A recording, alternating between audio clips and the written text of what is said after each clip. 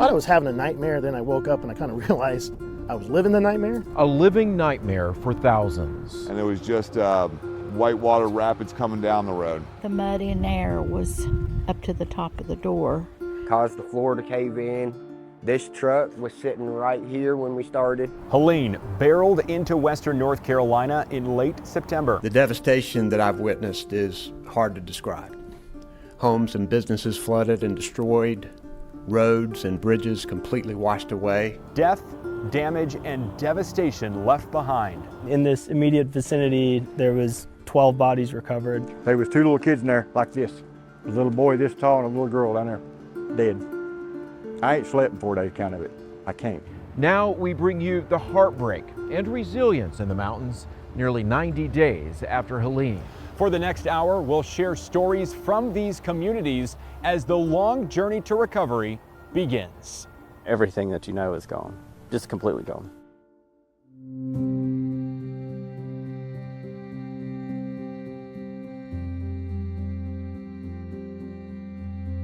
Thank you for joining us for our special coverage, Helene, 3 months later. I'm Justin Quisenberry. And I'm Nick Buffo.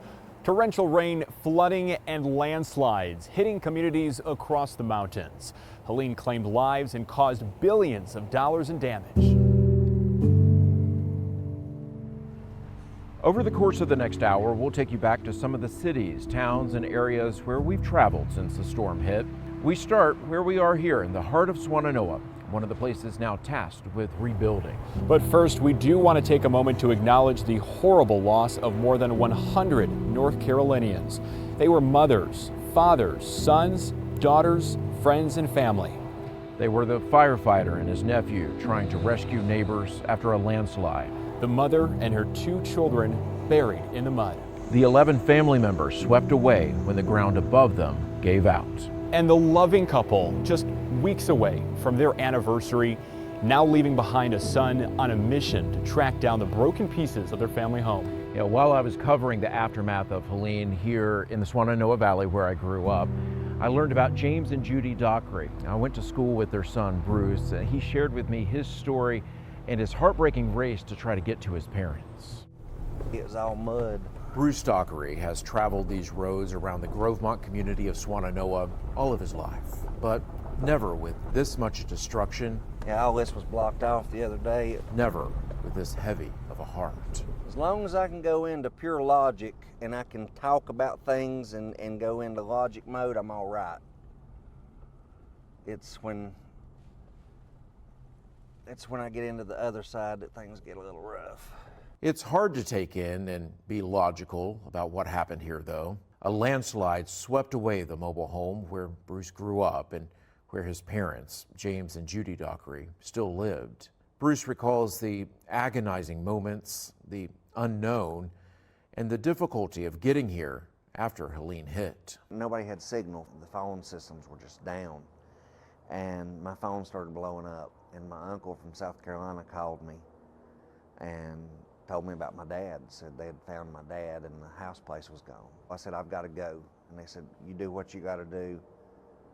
And I couldn't get back to Swannanoa. And all we knew is that my dad hadn't made it and we couldn't find my mom. There were literally entire trailer parks sitting in the road. The road was just gone. I finally managed to get on the interstate and the bridge at Beacon was gone, so there was absolutely no way to get in. Every back road had a small bridge and every bridge was destroyed. Finally parked at one of the destroyed gas stations and I climbed a tree and went across one of the wrecked bridges and was walking through the woods when I heard that my mom hadn't made it either. What did you do at that moment? Sit on a log and cry. And pray and cry and pray. Driving here may be easier now, but emotionally, it's still hard. I'll admit, when I saw their headboard and their mattress, I just had to hit my knees and cry. Down here is essentially my mom and dad's bedroom and part of their kitchen. It come all the way from up there. From all the way up there. And when it came down, their house, part of it landed here, part of it landed here. and the force pushed this house into these people's house. As Bruce showed us around, we met Jesse Bryant. This joker is the one that found Daddy and dragged him out and then sat with Mama until help got here. Until they got here, finally. But I spent every last second with James, and we did try. We really tried. Bryant is a neighbor and Dockery family friend. Because all of this was so rubbled up, there was no way in or out of either way besides just to carry him. And we found a piece of board up here, and we put him on that, and 4 other guys, we put him on our back and carried him out of here. And it was a very long hike. It was a very long hike. They got him all the way to the women's prison. He held all the way in until, about the end of the road. I feel like I got a good solid yes that Judy was out here out of him, and that's about all we could get out of him. And so then that's why I couldn't give up looking for Judy, because I knew she was out here somewhere. Bruce's parents died just about 2 weeks shy of their 44th wedding anniversary. I don't believe Judy felt a thing. No. I think that impact just, and they went on to heaven together. Yeah. And they're together. They didn't have to spend a day on this crazy earth without each other. That's my mom and dad and me at Easter a couple of years ago. Bruce and his parents shared a deep faith that's helped him in these days and weeks since the storm. I think I would have went mad if it wasn't for knowing God's promise and just feeling the peace, because my parents lived their faith. I know where they're at. I know my parents are safe. I know I've been joking, they're sitting there eating fried chicken with St. Peter. I'm not worried about it. And from now on, it's just a new beginning. Now, as the small creek that swelled into a destructive force of nature trickles through his family's home place, Bruce is left only with memories. We had the tool shed, Mama's car, Daddy's truck, and that old horse barn was all up there, and it's all gone. Most of the stuff that was down there at the very, very bottom was right here, was on this end, and it went straight down. He's still discovering material pieces of their lives. And that's my uncle. It was on the road down here. Thanks to the kindness of people he doesn't even know. I was Judy and James's son. Oh, honey. We witnessed that moment. Well, thank you so much. Oh, well. And this one. A Right, man but then found a he had guitar Les that had Paul, belonged to Bruce's dad. I saved it, and I want to bring it back to you guys. Oh, wow. The case is completely destroyed, but I want you guys to have it. His Les Paul, you found it. I got it. I didn't want anybody to steal it. Put your information in there. I'm here till Friday. That is incredible. Among the items Bruce has found, this chalk drawing. Totally unhurt through all this rain and water. Road to heaven, it was, it's got a little damage, but to be in the mud and the rain and the flood, and it's a chalk drawing. A tangible sign of his parents' faith and journey. They made that road. They traveled it. They got to the end. And now here we are almost 3 months after Helene, and Bruce is on a path, on a road to figuring out life without his parents. I appreciate you taking time to talk with us now. How are you doing? Doing well. Good support network, leaning on my faith and getting by.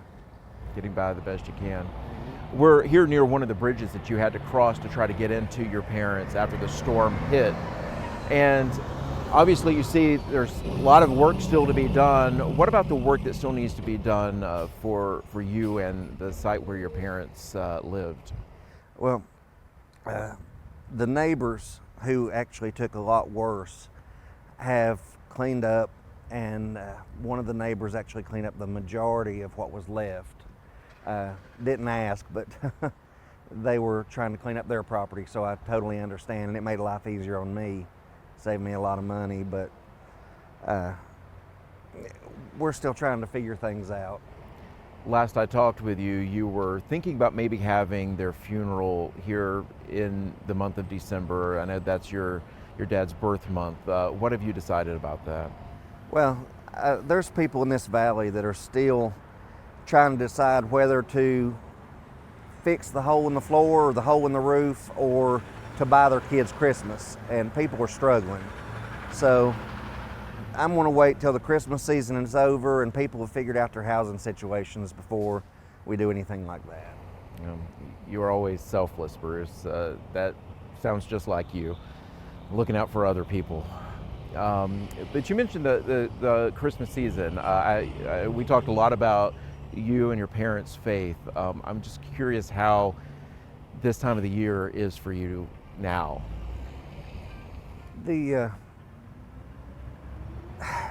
Well, like with Thanksgiving, I had family to look after me and make sure I wasn't alone.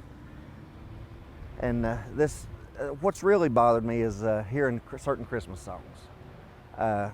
I'll be home for Christmas. There's no place like home. Those sort of Christmas songs have really hit hard.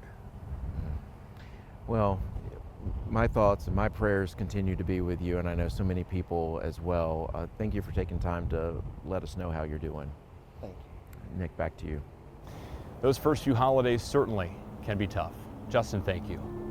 When our special coverage continues, we retrace our steps here in Swannanoa and across the region, looking at the devastation that Helene left behind as the trail to recovery begins. We'll be right back.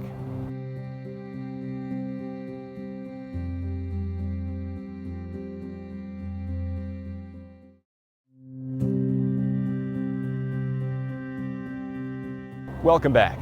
In the nearly 3 months since Helene hit, we traveled to various communities dealing with the unimaginable.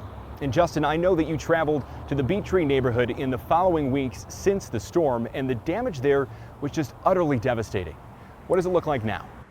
Nick, I'm here in the Bee Tree community of Swannanoa. This is a community I've known my whole life. Generations of my own family have called this area home.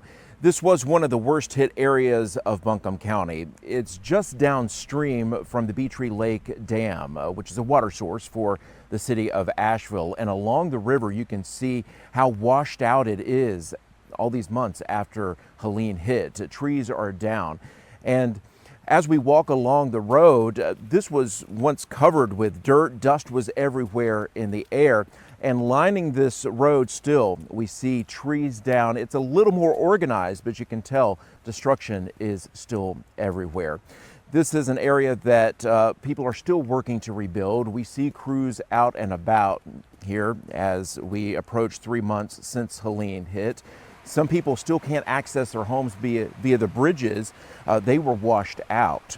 And this right here is one of the symbols, I guess you could say, of the Bee Tree community. This is Bee Tree Christian Church. It's been around for more than 150 years. This sanctuary is all that's left. The storm washed away the fellowship hall. This building was built in the 1960s, and you can see inside of it right here. You can still see some pews in there, but this front of the church just opened up after the storm. And look at this creek running right in front of the church. This used to actually run behind the church. And so there's a lot of planning that's going to have to go into trying to figure out the next steps for the church. We do know if they rebuild, they're going to have to raise the church up off of the ground because of the water here in the area. And the church trustee, one of the trustees from the church, tells me that they're looking to other churches who have gone through something similar on how they move forward. It's a tough time for the church. They even lost a church member in the storm. And for now, they're holding services nearby Grovemont in Swannanoa. Nick, back to you. Justin, thank you. You know, seeing those pews sitting still inside that church, surrounded by the devastation, quite striking. Definitely making some progress, but certainly have a long way to go. We want to take you now from here in Swannanoa to Newland, the county seat of Avery County. That's about an hour-and-a-half drive from here. Newland is known for its pine trees, especially this time of year, but it's also a community still dealing with so much devastation left behind from Helene. And as we now face colder months of the year, our Courtney Davis spoke with the mayor there, who is sharing his concerns for his own community. Standing on the street in downtown Newland looks like every other mountain town in December. A sprinkle of leftover snow plowed to the side and Christmas decorations hanging from street lamps and businesses throughout town. But the minute you turn off the main road, you see a much different scene. Debris and work trucks line the streets, and houses like Mayor Derek Roberts are still covered by tarps 3 months after Helene. Yeah, we're completely under tarp on at least 40% of our house. Robert's home sits across the street from a creek. As the storm rolled in, he says he and his family were watching the water levels, not thinking of the swaying trees that line their hilly backyard. There's also a tree that came through right here, and water just started pouring in. So this whole area literally was just water. Now, Roberts and his family live in a hotel. Every day we get up, and rather than wondering what we're going to do for dinner that evening, just get our day done, we're, okay, are we meeting the plumber, the propane guy, the contractor? Is the contractor going to show up? And the rebuild hasn't been easy. Robert says it's become increasingly difficult to get supplies or even a contractor. He's had 3 contractors on his own home project. The few that are up here are so covered up, they will tell you, I cannot even talk to you until March of next year. Well, me and my wife can't live in a hotel until March of next year. Still, he says he's one of the lucky ones. Some people still have trees stuck on their houses. There's some people that still trying to find a chainsaw to clean their driveway, which is kind of, shocking to me because we are so far out. Something Robert says he feels like people down the mountain don't realize. My sister from Texas reached out today and was, hey, how are y'all doing? And I saw y'all got snow, y'all skiing. I'm like, skiing? Woman, I'm trying to get my house put back together. What do you mean by skiing? No, we're still living in a mess. As the weeks and months have passed, Robert says rebuilding efforts across town have been very slow. Frankly, the government agencies fell short. They were not directing people to where they needed to go with the right equipment. The biggest help he says they've seen has come from neighbors helping neighbors, or volunteer groups like Samaritan's Purse. There's been folks that I haven't talked to in 20 years that have come up and shook my hand and said, hey, what do you need? But he says the progress his neighbors have made in the last 3 months is disheartening. It seems like it's getting slower by the day. Slowing down even more as winter rolls in. The issue is for us is nobody can see when is this going to get better. Every time you think, okay, well, they finally cleaned all the debris off this road, the next day it's right back out there. Or there's snow, 4 inches of snow, yeah. 2 weeks ago we had 4 or 5 inches of snow. So it's another cataclysm of crap that you've got to deal with. And without more resources or outside help, he fears it will take not months, but years to return to normal. It just doesn't stop, and I don't know how it's going to. Courtney, thank you. And as you just saw there, work continues to reopen, repair, and revitalize communities across the region. NCDOT says Helene was the worst storm it's ever seen in terms of road and bridge damage. To date, the agency reopened more than 1,100 damaged roads. Hundreds still remain closed, though. Meanwhile, work continues to reopen Interstate 40 to Tennessee, which should happen around the new year. NCDOT plans on 1 east and 1 westbound lane with a reduced speed limit, reconnecting North Carolina and Tennessee. We're very accustomed to responding to cut slope failures on the interstate here, so rock slides and stuff like that.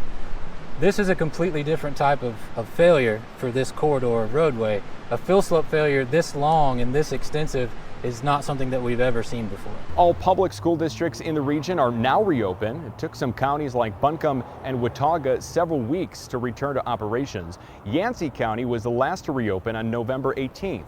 To date, the General Assembly has set aside $65 million for various support and rebuilding needs in those schools. And several infrastructure and utility projects are ongoing, while the boil water advisory was lifted and full water service was returned to Buncombe County last month. Other counties continued, though, to deal with long-term infrastructure damage, including areas like Chimney Rock, Mitchell County, and others. Straight ahead, Helene left a permanent mark on lives and businesses here in the heart of Swannanoa. We'll show you what things look like now, almost 3 months after the storm, including an automotive shop I first visited about a week and a half after the storm. Hope you stay with us. We're coming right back.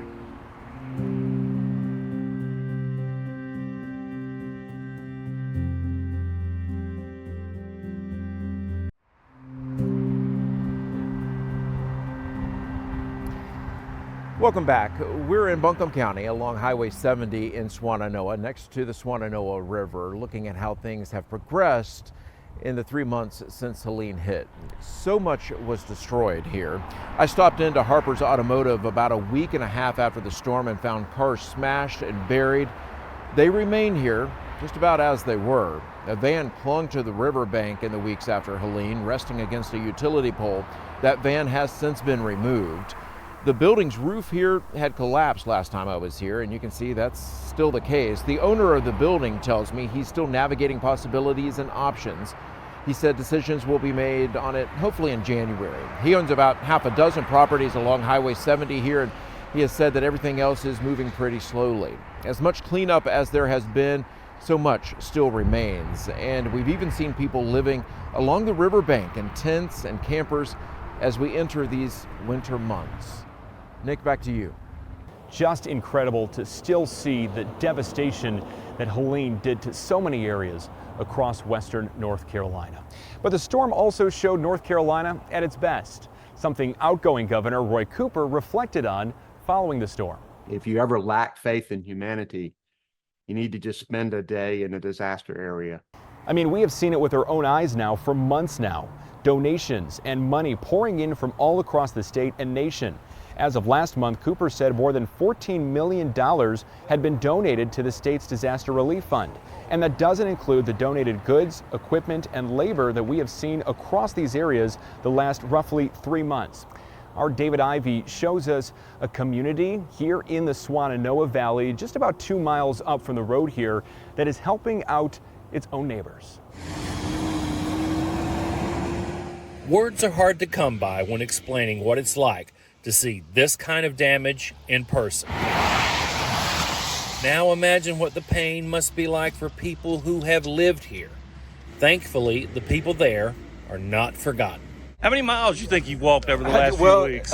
He was just saying yesterday that he was getting 16 miles a day on here. Jason A. Ward is doing a whole lot more than walking each day. Same tarps, if you are here, will go back on top this He and an army of volunteers are heading up Valley Strong Relief.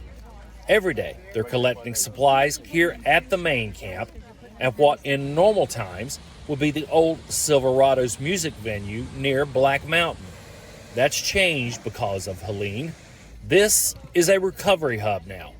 They've had people from all over the country bringing in supplies and coming to help whatever way they can. Ever since it started, there's been so many blessings. There's so much tragedy and so much destruction, but the people have came through, and there are so many good people in the world. The red trailer has sleeping bags, tents, and boots.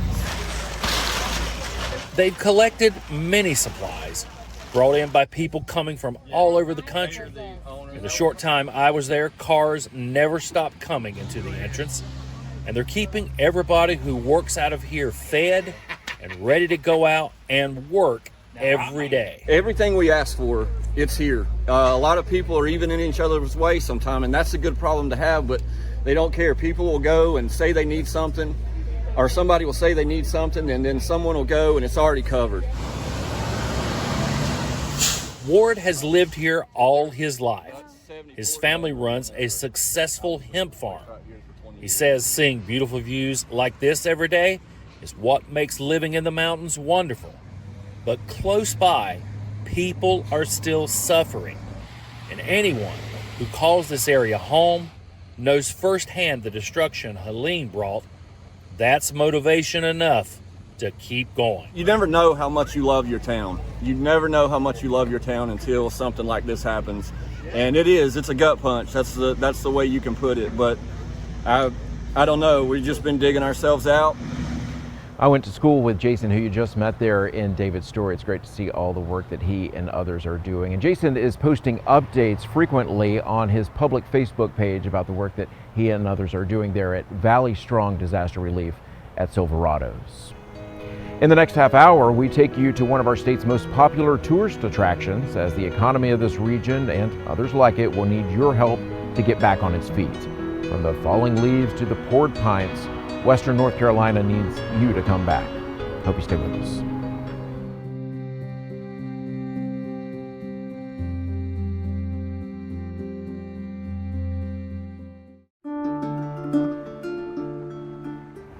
An emotional few months dealing with the destruction from Helene. It's a mental challenge. Now, communities are trying to figure out what comes next. FEMA says that I probably should just tear it down, but I really don't want to tear it down because I've lived here all my life and we built that old house. We're in the mountains this half hour, sharing more stories of heartbreak and resilience after the storm. Welcome back to our special coverage, Helene, 3 months later. I'm Justin Quisenberry. And I'm Nick Buffo. In this half hour, we are here in Asheville's Biltmore Village. It's where we saw some of the most iconic images from Helene's flooding.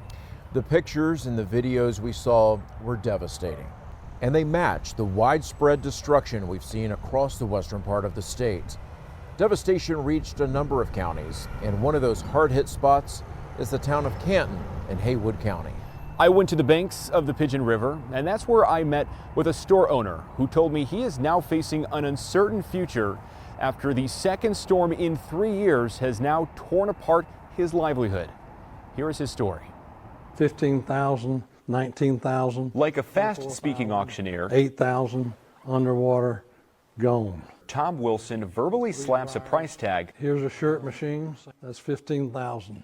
Right behind you there, that does 90 to 100 shirts an hour, gone. 75,000. On every piece of equipment he's lost. And I'm looking at a loss of over $1 million out of pocket. Wilson is the owner of American Cleaners in Canton, a town staple for nearly 80 years that was taken over by floodwaters during Helene. If you look above the door there, about 2 inches from the ceiling is the height of the water. Wilson bought the building in 1988, and he's been through his fair share of devastating flood events. 2 in 2004 after Ivan and Francis, and again in 2021 after Fred. But Wilson says the damage caused by Helene is irreversible. I've had to declare bankruptcy, which I never thought I would have to do in my lifetime. At 86 years old, Wilson is now drowning in financial debt and shutting down his store that used to be filled with the sounds of dry cleaning machines and a constant stream of lively customers dropping off and picking up clothes. To see that business just totally vanish and not being able to meet your obligations that you had settled on in the past. It's a mental challenge. American Cleaners is one of several businesses near the Pigeon River in Canton that took a direct hit from the flooding. Wilson tells me some of his neighbors are working to come back, something Wilson has been able to do in the past. But this time, he says he's simply out of money.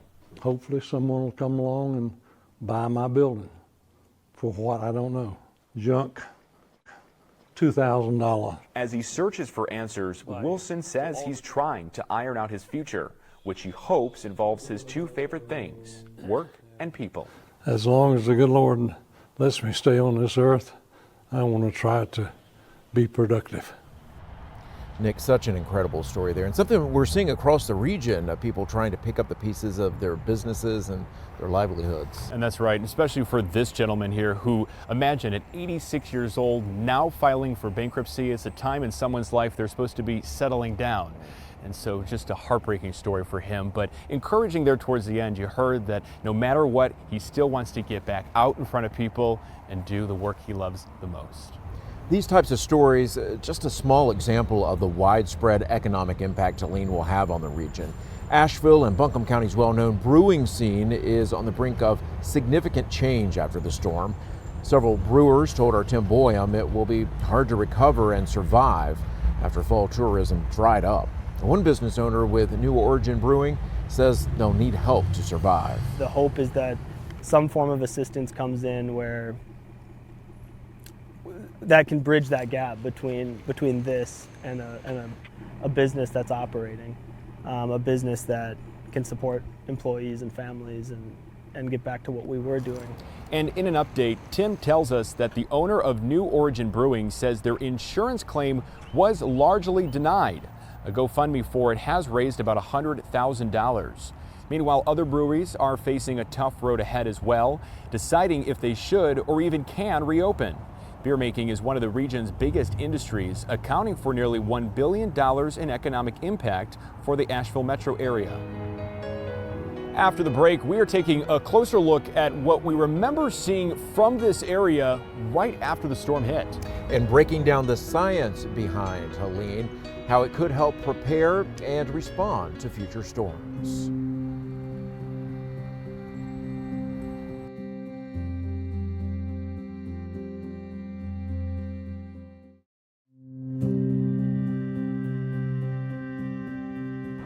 Welcome back to our special coverage. Our team has been traveling to areas like the Biltmore Village for months now.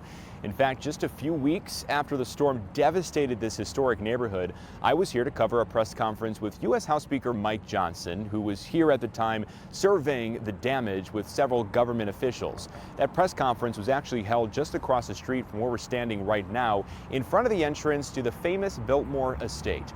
At the time, that parking lot you see there was still covered in mud. The press conference was being held in front of a giant pile of debris.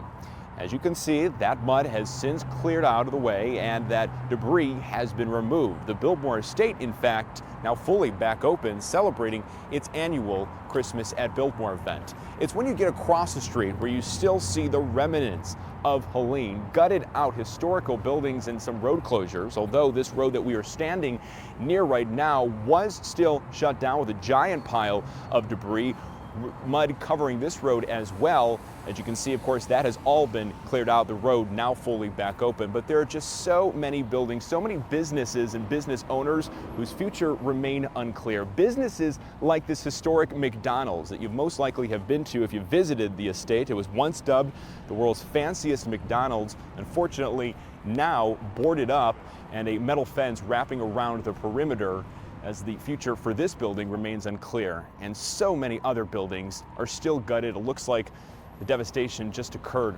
yesterday. So while some progress has been made in areas like the Biltmore Village and like in Swannanoa, still a very long way to go till we see a full recovery and this area bustling once again.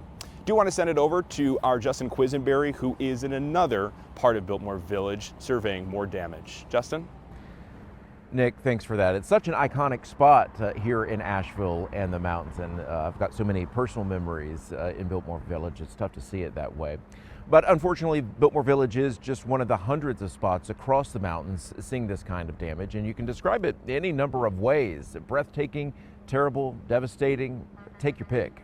But while some of us survey in shock, experts are surveying to get into the science of Helene and what it did. Our Lee Ringer takes us to the home of a landslide victim who recalls the power of Helene's might. And while he's there, a scientist shows up working to prevent future landslides from wrecking lives. Oh, I thought I was gone. I went to pray. Eddie Dotson has lived in the Fairview community of Buncombe County all his life. On the morning Helene hit, he went outside to check on his classic car collection. Then, in an instant, his life changed. It sounded like a freight train come off that mountain when it turned them trees and all that stuff loose down through here. The heavy rains from the storm created a landslide that initially pinned Dotson between two cars while severely damaging his home. So I grabbed a step ladder and went up there and got my girlfriend out of the house because I thought everything was going in the creek. And we headed on up on the mountain here. They spent around an hour and a half outside before the rain stopped. Trees started blowing, falling around and stuff up there. So it's scary, man. And I'm looking at the soil that's sitting on top of that rock. We heard their story while geologist Jennifer Bauer was surveying the damage around their home. Just the amount of destruction that this mud and boulders and trees that can be 20, 30 feet high can cause when they're moving down these valleys at 30 miles an hour is really impressive. Bauer owns Appalachian Landslide Consultants and has been studying landslides in our state for most of her career. She describes Helene like many other scientists, historic. Typically it's about 5 inches of rain in 24 hours that can trigger landslides. We had in some places up to 30 inches of rain. She is one of several geologists mapping the landslides that occurred in the storm. Bauer says many appear to have occurred where landslides have happened in the past. If we have an inventory of them showing where they've happened, then we can inform people about that, and then maybe they can make decisions about where they want to put their homes, where they want to be during storm events. It'll take time, and I'll have to replace them facial boards where the deck jerk them holes in them. That will help Dotson and many others with the tough decisions that lie ahead. If I can get built back, I mean, FEMA says that I probably should just tear it down, but I really don't want to tear it down because I've lived here all my life and we built that old house. Rebuilding from Helene will be a difficult process that will continue for months and in some cases, years. It's just my faith and belief in the Lord. He's getting me through it. I just have to pray to him, ask him to help me every day. That's a fascinating and heart-wrenching story there on how these storms and all that water can literally move mountains. And the geologist that you just met there in that story, Jennifer Bauer, is one of many scientists and weather experts that are surveying these areas to try to get every bit of insight to better prepare for future storms. Lee caught up with one of the students in our state who might one day be doing work like Jennifer, tracking and analyzing storm data to keep others safe. Lee visited the North Carolina School for Science and Math in Morganton to see why these young people are taking an interest in tracking the climate. I think it would be really interesting to study how these kind of storms impact all kinds of animal behavior and relations with each other. It's such important work which will need to be continued by future generations. The future of weather and future of these communities all unclear. Tourism is the lifeblood of so many mountain counties, bringing in millions of tourists and millions of dollars. When our special coverage continues, we conclude with the future of tourism up here. Why so many communities want you to come and stay and spend.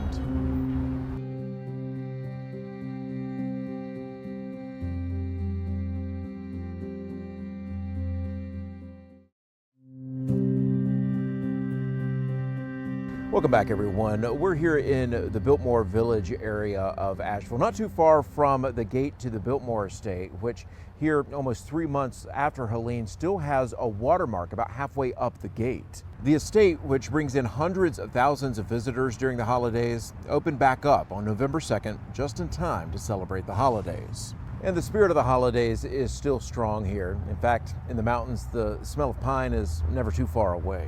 Mostly because the western half of North Carolina produces about 20% of the nation's Christmas trees, including some important ones, like this year's official White House Christmas tree.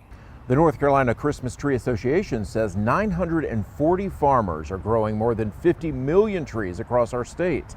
The Fraser fir is the most dominant type. This year, it was the same kind sent to the White House and Governor's Mansion. One of the best ways that we can support Western North Carolina is to spend our money there and to make sure that we are buying our Christmas trees and to make sure that we are making that little trip, drive in a few hours to make sure that we patronize these small businesses. The tree at the rotunda of the state capitol is a 13-foot Fraser fir from Shepherd's Way Farms in Ashe County. The official White House Christmas tree is an 18.5-foot Fraser fir from Cartner's Christmas Tree Farm in Avery County. This area and dozens like it across the mountains and the foothills are built on tourism. From Christmas to leaves changing to summer fun of hiking and whitewater rafting, our state's mountains draw in tourists from around the world. And now we take you to the community of Little Switzerland, an unincorporated area of McDowell and Mitchell counties. It takes a little bit more than an hour to get there from where we are here in Asheville. There, Rose Eckler caught up with the owner of a family inn, which held on to the cliffs for nearly 100 years. Now, his dream of owning the inn is on the rocks as the future of this sleepy spot for tourists is left in the debris and the mud. It's just outside the heart of Little Switzerland, an inn with a history almost as long as its views. These breathtaking views show you Table Rock, among many other spots, bringing in people from all over the world. It's a spot that brings peace to many. This fire pit is still burning, with owner Carter Francois sitting in front of it with a neighbor. It's quiet, peaceful. If you look the right way, you can forget for a second what happened here just weeks ago. And the building probably went all the way down just past that last flower pot there. One of its 3 buildings, now a pile of rubble, full of memories. Front door would have been to the lobby about right here. The remnants of each room. There's a pedestal chair, that's the lobby computer chair. Chairs, dressers, splashed across the mountain. All of a sudden, the building went pop and it leaned back. Carter can't help but remember the vivid details of that night. And when that storm started hitting, it actually blew out my bedroom window and glass went on me while I was laying in bed. And I thought I was having a nightmare. Then I woke up and I kind of realized I was living the nightmare. A nightmare that started as a dream. The Alpine Inn opened nearly a century ago. It started as a souvenir and gas station, over the years evolving into a family destination. The view has 65 to 70% of the reason, and I think the other 30 to 25% is that mom and pop feel that you get. Sitting more than 3,000 feet above sea level, the cool temperatures help you snuggle in, a homey feeling that would keep people coming back time and time again. Owning this piece of mountain heaven became Carter Francois' dream. He used everything he had and bought it with cash 3 years ago. He planned out every detail except one. We didn't really have a hurricane evacuation plan, not at 3,200 feet up here on the mountaintop.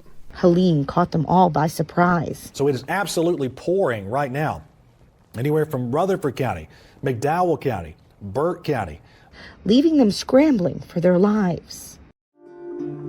He got the guests and they came together in the building. We rounded everybody up and stuck them in that building. It was blowing still, it was raining still, and the front door started not latching. Still, something was wrong, so they moved to the building next to it. I started hearing a pop, pop, pop, which right behind us here, that was the road going, the asphalt leaving us, and because that started sliding first. That's when the deck attached to the one they were previously in went tumbling down the mountain. All these foundations are held together with big ship chains from like cargo ships, and they're attached to that mountain right there. So that's what was holding it. The building they were in just 10 minutes before hit the ground. I can see where we kept our frozen foods right there, the refrigerator. Carter and the group huddled inside this old building, literally clinging to the side of a cliff. Well, we were trapped because we had to leave our cars here because we were boxed in. By the afternoon, they decided to leave and go to another hotel. We looked like we just went through a war zone. We went through 2 mudslides, down power lines that you're not sure are live, telephone lines up and over trees. It took us 3 hours to go 1.2 miles. Nancy Ricker was there. I lost my shoes about 15 times. I mean, literally you'd step and the mud would just up to your knees. She grew up at the Alpine Inn. Seeing it now is hard. The main building destroyed, the second condemned, and the third damaged. People think that, oh, you can just, and everything's going to be fine again. No, nothing around here is ever going to be the way it was. Carter says he poured all his life savings into the building. Forced water inside here and pushed the roof or the ceiling down. I can't pay for it twice. I'm going to need help. Still, he has hope. It's down for the count for now, but I don't think we're out just yet. Carter wants to come back. He believes this spot that brought joy to so many for nearly a century will see another sunrise. And just another example of an uncertain future for so many of these business owners in these mountain communities. They put everything they have into their dreams, and you just hope that things work out. That's obviously a very special spot, has been for decades and generations. Well, state data shows that North Carolina has 43 million visitors in 2023, bringing in more than $35 billion in spending. Nearly $3 billion of the spending was right here in Buncombe County, where we are now. The tourism industry here accounts for 29,000 jobs. Many of these areas need people to come back after Helene ruined the leaf-changing season and led to hundreds of canceled events and trips. So if you're considering a trip, check and make sure the area is welcoming visitors, and then come spend time and money here in Buncombe County or the High Country or wherever you'd like. People in many places will be happy to see you. Usually at Christmas time, this area would be swarming with the twinkling smiles and happy laughs of families enjoying the lights. But this year, people here in Asheville and in countless counties across the mountains are finding joy where they can, helping each other rebuild and get back on their feet. And Spectrum News 1 will be with you through it all, sharing your stories. We'll be looking for the stories of helpers and bringing you messages of hope. Thank you so much for joining us. The resolve and the heart of these people is why we will never leave. North Carolinians are resilient, and our response to this disaster is strong. There's big hope for us. We're getting there.